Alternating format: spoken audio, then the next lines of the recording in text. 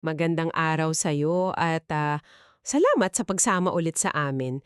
Alam mo, may mga salita na sa sobrang dalas nating marinig, parang nawawalan ng bigat. Isa na dyan para sa akin yung salitang humayo o go, Ah, automatic? 'di ba? Pag narinig ko yan, ang nasa isip ko, pag-alis, pagpunta sa malayo. Missionary work? Ibang bansa? Mga ganon. Exactly. Pero may pinag-aralan tayong material para sa'yo, isang napakalalim na theological analysis.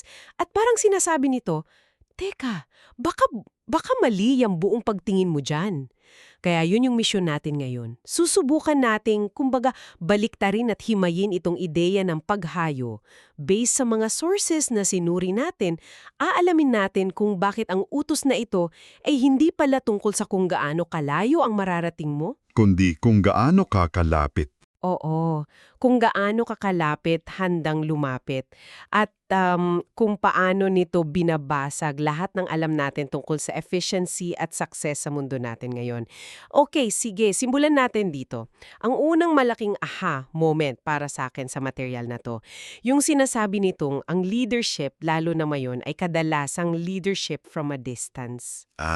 Tama. Pinapatakbo natin ang teams gamit ang spreadsheets, pamilya sa group chats, organisasyon sa mga memo. Lahat nakasistema, malayo. Yun. Pero parang sinasabi ng text na to na yung pinaka-core, yung pinaka-puso ng kwento ng pananampalataya ay eksaktong kabaliktaran. Eksakto. Ang ganda ng pagka-frame mo nun. Kasi yung buong narrative ayon sa material ay hindi tungkol sa isang Diyos na nagpadala ng instruction manual mula sa langit. Hindi isang memo. Hindi. Ang kwento ay tungkol sa isang Diyos na bumaba, lumapit.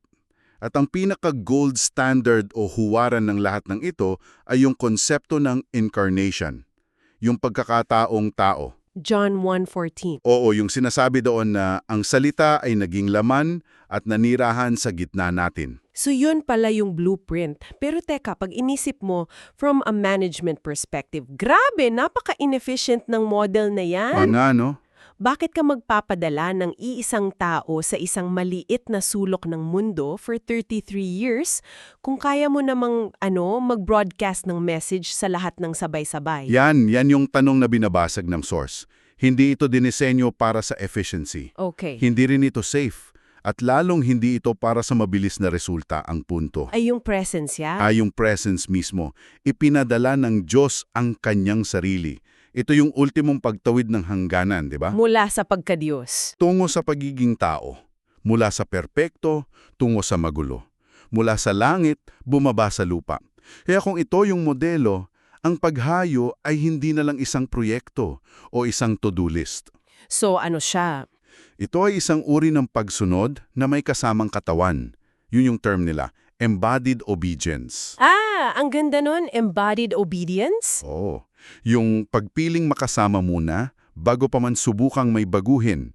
Yung pagpiling pumasok sa gulo ng iba, sa halip na ayusin ito mula sa malayo. Okay, so ang modelo ay paglapit, embodied obedience. Ang ganda pakinggan, pero I'm guessing hindi ganun kasimple. Siguradong may catch, di ba? Laging may catch. May binabanggit ba ang source kung ano ang kapalit o yung cost ng ganitong klaseng paglapit? Kasi yung pagpasok sa gulo ng iba, laging may kapalit yan. Laging may kapalit. At dito na ipinapasok ng text si Apostol Pablo bilang case study. Si Pablo. Sabi nga, ang buhay ni Pablo ay isang buhay na ginambala ng humayo. Isipin mo, bago siya naging Pablo, siya si Saulo. Isang taong may status, may kapangyarihan, may koneksyon. Kumbaga, nasa tuktok. May influence. Oo. Pero yung nangyari sa kanya sa daan patungong Damasco, hindi lang yon pagbabago ng isip. Ang ginamit na salita sa material ay displacement. Teka, displacement. Parang mas mabigat yan kaysa sa pagbabago lang ng address. Ano pa talaga ang nawala kay Pablo noong na-displace siya? Nawala lahat. Lahat ng nagbibigay sa kanya ng security. Nawala yung social standing niya. Itinakwil siya ng dati niyang community. Wow. Nawala yung kontrol niya sa sarili niyang buhay. Mula sa pagiging taga-usig, siya na yung inuusig. Nabaliktad. Oo. Ang mga paglalakbay niya ay naging isang mahabang listahan ng mga paghihirap, pagkawasak ng barko, pagkakakulong, pambubugbog, gutom, pagtataksil. Grabe. Yung paglapit niya sa mga hentil, sa mga taong iba sa kanya, may katumbas ng matinding personal na sakripisyo.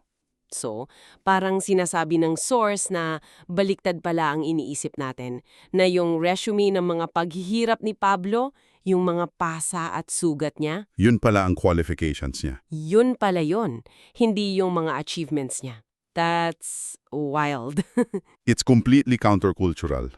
At yan yung isa sa pinakamalakas na ideya sa material, yung konsepto ng weakness as missional power. Weakness as power. Oo. Para kay Pablo, yung mga kahinaan niya ang naging daluyan ng kapangyarihan ng Diyos. Hindi siya dumating bilang isang all-knowing expert na may solusyon sa lahat. Hindi superhero. Hindi. Dumating siya bilang isang taong may bitak, may sugat at sinabi niya, tingnan nyo, sa mga bitak na ito, kumikilos ang Diyos. Ang otoridad niya ay hindi galing sa gilas, kundi sa kanyang pakikibahagi sa paghihirap ni Kristo. At yan, tinatamaan ako dyan. Kasi hinahamon nito yung yung modernong imahen ng leader. Yung pulido. Yung laging pulido, laging may tamang sagot, yung Instagram perfect na imahe.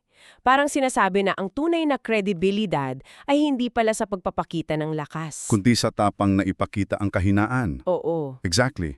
Ang kredibilidad ay nabubuo sa tapat na presensya, hindi sa performance. Kapag nakikita ng mga tao na handa kang masaktan, magkamali at manatili sa kabila ng lahat, doon sila nagsisimulang magtiwala. Doon nagkakaroon ng tunay na koneksyon. True. Alam mo yung part na to tungkol sa mito ng mabilis na bunga, dito talaga ako napapaisip ng malalim. Yan. Kasi yung ideya ng sakripisyo, ng weakness as power, direktang bumabanggayan sa kultura natin ngayon na obsessed sa mabilis na resulta, di ba? Sa business, sa social media, kahit sa personal goals, gusto natin ng instant gratification. Kung hindi mo makita yung resulta in 1 quarter o sa loob ng 1 linggo, parang Failure na agad. failure na. At tinatawag ng source ang pagkahumaling na yan sa bilis bilang isang spiritual hazard. Spiritual hazard, panganib. Oo, panganib sa ating kaluluwa. Ang ginamit pang ang term ay ang violence of hurry. Wow! Karahasan ng pagmamadali. Ang bigat nun. Sobrang bigat. Hindi lang daw ito issue ng time management. Ito ay isang espiritual na problema. Kasi kapag palagi tayong nagmamadali, nilalaktawan natin yung mahahalagang bagay. Yung paghuhubog ng karakter, yung pagbuo ng tiwala, yung pakikinig ng malalim. Pinipilit nating anihin ang isang bagay na hindi pa hinog. Pero gets natin yung long obedience. Pero paano mo yan ibebenta sa isang mundo, lalo na sa trabaho, na kung wala kang metrics at mabilis na resulta, baka wala ka ng career? Hindi ba? Parang napaka-impractical ng ideyang yon. It feels impractical, oo. At yun mismo ang challenge. Pero ipinapaalala sa atin ng source na yung buong pattern ng pagkilos ng Diyos sa Biblia ay consistent na mabagal. Mabagal. Sobrang bagal.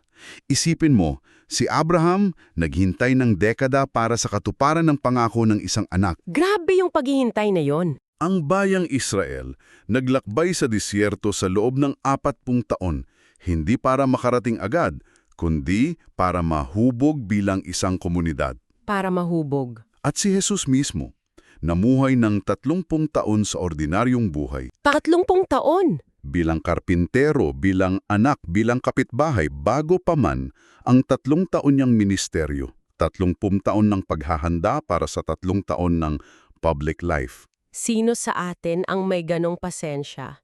Walang-wala. We want the 3 years of impact without the 30 years of hidden faithfulness. Yun. At yung pinakamagandang ilustrasyon siguro na binigay sa material ay yung talinhaga ng mga hasik. The sower. Napakasimple pero napakalalim eh. Ano bang trabaho ng mga hasik? Maghasik? Yun lang. Ang trabaho niya ay maghasik. Maghasik ng tapat, maghasik ng malawakan. Pero yung kung saan babagsak yung bini, kung sa mabuting lupa, sa batuhan, sa tabi ng daan, At kung paano ito tutubo. wala na sa kontrol niya. So, bilang leader o magulang o kaibigan, ang sukatan pala ng tagumpay ay hindi yung ani. Kundi yung katapatan sa paghahasik. Ang hirap lunukin yan. Kasi ang buong mundo ay sumisigaw, show me the numbers, show me the results. Mahirap, pero yon ang radikal na panawagan. Ang misyon sa perspektibong ito ay hindi tungkol sa efficiency, kundi sa katapatan. Katapatan sa proseso ng paglapit, pagpapakita ng kahinaan, at pagtitiwala na may ibang nagpapatubo. Tinatanggal nito yung bigat, no?